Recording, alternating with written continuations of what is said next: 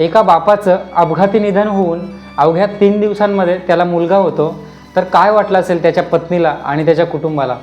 तर मित्रांनो, मी जितेंद्र फनाडे आणि माझ्यासाठी आजचा दिवस खूप दुःखाचा दिवस आहे. कारण मागच्या वर्षी ह्याच दिवशी 20 ऑक्टोबर 2023ला माझ्या सर्वात जवळचा आणि जिवलग मित्र कल्पेश याचं निधन झालं, अपघाती निधन झालं आणि त्याचं दुःख व्यक्त करण्यासाठीच मी ही व्हिडिओ बनवतो आहे. मित्रांनो, कल्पेश हा माझा एकदम जिवलग मित्र होता आणि आमचं दोघांचं गाव पण एकच आणि समोरासमोर गावामध्ये घरं आहेत आमची. आमचं गाव ठाणे जिल्ह्यामध्ये येतं, मुरबाड तालुक्यात फांगळुशी म्हणून गाव आहे आमचं. आणि लहानपणापासून खेळायला सोबतच, नदीवर पोहायला जायचं असेल तरी सोबतच, जंगलामध्ये फिरायला असो, आंब्यांना असो आणि शाळेमध्ये सुद्धा एकाच बेंचवर आम्ही बसायचो 10वीपर्यंत.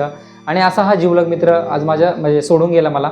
आणि कल्पेशचं लग्न झाल्यानंतर 1 वर्षाने माझं लग्नसुद्धा झालं आणि मग मी इकडे आसनगावला राहायला आलो कामानिमित्ताने, म्हणजेच माझ्या गावापासून 50 किलोमीटर अंतरावर.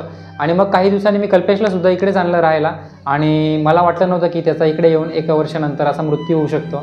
तर मित्रांनो, जेव्हा मला कॉल आला आणि मला असं सांगितलं की कल्पेश पडलाय म्हणून तुम्ही लगेच इथे या, आणि तेव्हा सकाळचे 6 वाजले होते आणि मी तशाच अवस्थेत उठून तिथे गेलो आणि बघितलं तर त्याचा जागीच मृत्यू झाला होता. आणि मला सुद्धा सूचना असं झालं की मी आता काय करायला पाहिजे. आणि जेव्हा मी तिथे गेलो आणि बघितलं की खरंच त्याचा मृत्यू झाला आहे, तेव्हा ती गोष्ट माझ्यासाठी काळजाचा थरकाप उडवणारी गोष्ट होती. मी एकदम स्तब्ध झालो होतो. मला सूचना असं झालं की आता मी काय करायला पाहिजे. तर त्यावेळेस मी इतका घाबरलो गेलो की मला काही समजत नव्हतं की मी आता काय करायला पाहिजे. कारण कल्पेश आणि मी 8 वाजता रात्री गप्पा मारलेल्या होत्या आणि सकाळी त्याचा मृत्यू होतोय, कसा होतोय, काय होतं, काय समजायला मार्ग नाही. आणि त्याची बायको जी इथे राहत होती त्याच्यासोबत, ती डिलिव्हरीसाठी आमच्याच गावाला गेलती. कारण आमचं गाव दोघांचं एकच फांगळुशी म्हणून होतं आणि समोरासमोर घरं आमची.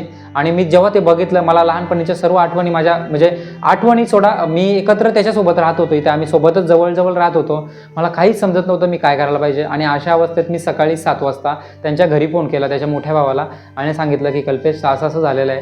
तर त्यांच्यासाठी सुद्धा ती काळजाचं थरकाप उडवणारीच गोष्ट होती.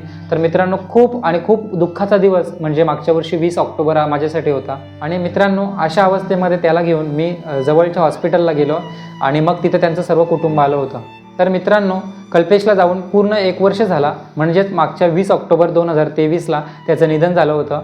आणि आज 20 ऑक्टोबर 2024 सकाळी जेव्हा त्याच्या भावाचा स्टेटस बघितला मी, तेव्हा मला समजलं की अरे, आज कल्पेशचा मृत्यू झाला होता. आणि इतकं वाईट वाटलं मित्रांनो की मला रोज आठवण येते त्याची, रोज. आणि कितीक वेळा तो माझ्या स्वप्नात सुद्धा आलेला आहे.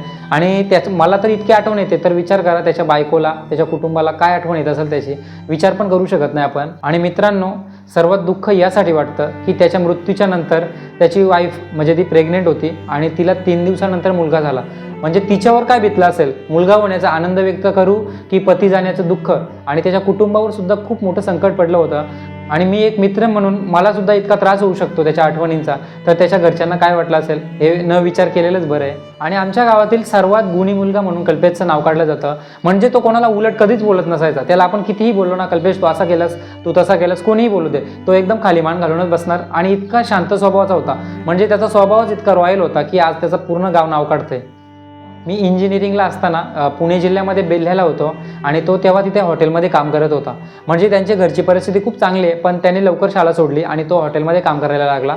म्हणजे त्याला परिस्थितीची इतकी जाणीव होती, तर त्याने कुठल्याही परिस्थितीमध्ये काम केलं आणि आतापर्यंत तो खूप अडचणीत काम करत होता.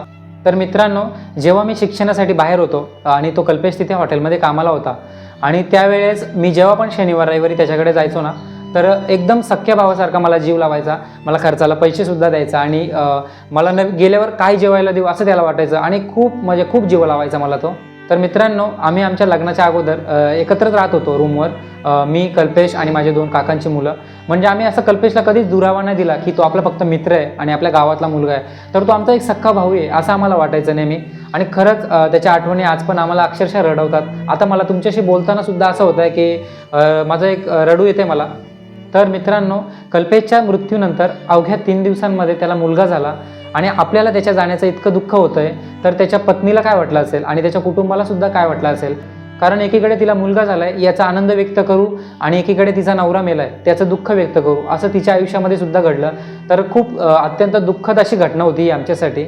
मित्रांनो, माझं दुसरं एक यूट्यूब चॅनल आहे ज्याच्यावर मी गाणं बोलत असतो आणि त्याच्यात निम्म्याहून जास्त गाणी ही कल्पेशनी शूट केलेली आहेत. म्हणजे कल्पेशच्या माझ्यासोबत खूप आठवणी आहेत. आम्ही इकडे आल्यानंतर पण आम्ही भरपूर वेळा कुठेतरी डॅमवर फिरायला जाणं म्हणा, कुठे जंगलात बसायला जाणं, एकदम आमचं चालूच असायचं. एखाद्या मंदिरात जाऊन बसायचं. म्हणजे कल्पेशच्या आठवणी माझ्या आयुष्यातून कधीच जाऊ शकत नाही, अशा आठवणी कल्पेश देऊन गेला माझ्यासोबत. आणि मी कल्पेशला कधीही कॉल केला की कल्पेश मला गाणं शूट करायचं होतं, येतो का, माझ्या चॅनलवर गाणं टाकायचं आहे, तर हक्काने यायचा आणि स्वतःहून सांगायचा मला की जितू अरे आज गाणं बनवायचं की नाही, चला आपण जाऊ एखाद्या ठिकाणी आणि मस्त एक शूट करू. तर मला कल्पेशच्या आठवणीमध्ये गाणं बोलायचं आहे. चाहूंगा मैं तुझे साँझ सवेरे, फिर भी कभी अब नाम को तेरे आवाज मैं न दूंगा, आवाज मैं न दूंगा. तर मित्रांनो, आज कल्पेशला जाऊन पूर्ण 1 वर्ष झालं आहे, तरीही त्याच्या आठवणी आमच्या मनातून अजूनही गेलेल्या नाही आहेत आणि त्या आयुष्यभर आमच्या मनात अशाच राहतील.